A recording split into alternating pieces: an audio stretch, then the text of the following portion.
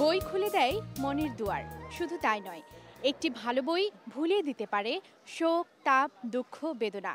দর্শক, আমি বাবলি ইয়াসমিন, স্বাগত জানাচ্ছি আজকের বই বসন্তে।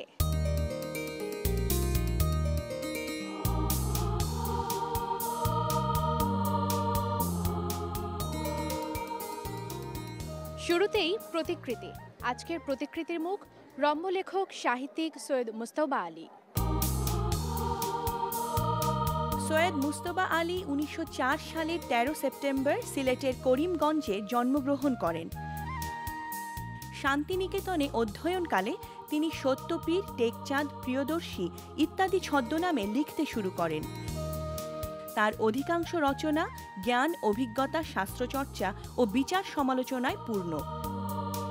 তিনি উভয় বাংলায় সমান সমাদৃত লেখক ছিলেন।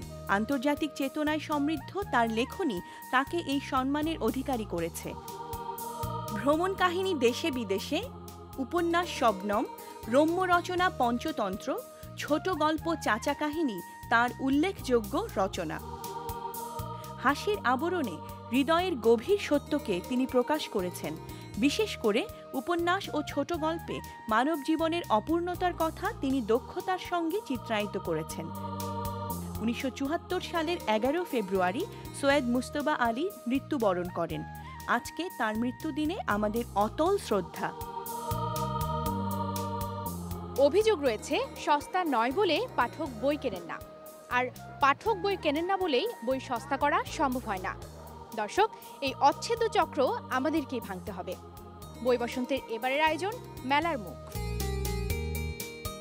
আমাদের গ্রামে পাকবাহিনী যখন আক্রমণ করতো দৌড়ে পালিয়ে যেতাম। অনেকবার পানির মধ্যে পালিয়েছি, বিলের মধ্যে পালিয়েছি, আমাদের গ্রাম পুড়িয়ে ছারখার করে দিয়েছে। আমি সে একটা ছোট্ট শিশু ছিলাম, তো সেই অবস্থায় আমার মনের মধ্যে গভীরভাবে রেখাপাত করে যায় সেই ঘটনাগুলো।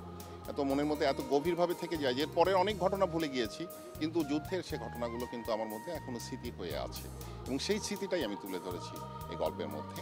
আর যেহেতু আমার এটি প্রথম বই ছিল, বইটা পাঠক মহলে মোটামুটি ভালোই সাড়া ফেলেছে বলে মনে হয়। এই বিষয়টা আমাকে অনুপ্রাণিত করেছে, এবং আমি চাই ভবিষ্যতে আরও লিখতে, আরও নতুন নতুন ঘটনা নিয়ে পাঠকদের সামনে আমি আমার লেখাকে উপস্থাপন করতে চাই। এবং সে লেখার মধ্য দিয়ে আমার মূল চিন্তাভাবনা হচ্ছে পাঠক যেন পড়ার আনন্দের সাথে কোনো বিষয় জানতে পারে, তার জ্ঞানের পরিধি যেন বৃদ্ধি পায়। আর আমার এই বইটা আমি পাঠকদেরকে অনুরোধ করব, বইটা প্রকাশ করেছে কাকলি প্রকাশনী, প্যাভিলিয়ন নং 12-তে আছে। তো এখানে যেহেতু সত্য ঘটনাগুলোকে গল্পের ঢঙে ফুটিয়ে তোলা হয়েছে, পাঠক পড়ে আনন্দ পাবে এবং সাথে সাথে মুক্তিযুদ্ধের ইতিহাসটাও জানতে পারবে। আমার বইটা প্রকাশ হয়েছে জনতা স্টল থেকে। এ পর্যন্ত আমি খোঁজ নিয়েছি, মোটামুটি যথেষ্টই ভালো বিক্রি হচ্ছে ওদের। আমি প্রচণ্ড কষ্ট করে যখন সবচেয়ে বেশি জীবনের ঝুঁকি নিয়ে আমি ময়মনসিংহে গিয়েছিলাম, পাচুয়া গ্রামে জব্বারের বাড়িতে। সেখানে গিয়ে দেখলাম যে জব্বারের বাড়িতে আসলে কোনো বাউন্ডারি নেই, একটা ভাষা শহীদের বাড়িকে চেনার মতো কোনো উপায় নেই। এমনকি ওখানে একটা লোকজনের ২১-এর সময় প্রচুর লোকজন ওখানে হয়, জনসমাগম হয়, কিন্তু ওখানে পানি পান করার জন্য একটা ডিপ টিউবওয়েল নেই।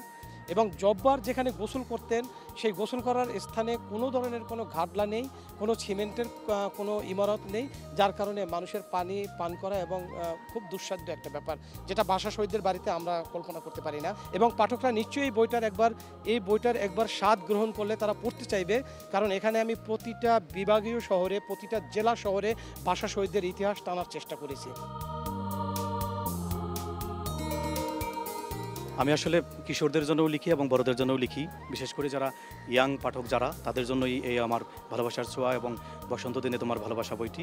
আর অন্য যে উপন্যাসগুলো সেগুলো হচ্ছে অ্যাডভেঞ্চার উপন্যাস এবং কিশোর গোয়েন্দা উপন্যাস, ভৌতিক উপন্যাস আছে কিশোরদের। আমার দুটি বইয়ের, যেটা একটা দুর্দর্শ গোয়েন্দা পার্ল পাবলিকেশনস থেকে এই বইটি বেশ সাড়া পাচ্ছি, এবং আরেকটি তাম্রলিপি থেকে যেটি অ্যাডভেঞ্চার উপন্যাস দুঃসাহসী ফেলটু বাহিনী, এবং অন্বেষা থেকে যে বইটি জুনিয়র গোয়েন্দা ক্লাব, এই তিনটি বই বেশ সাড়া পাচ্ছি।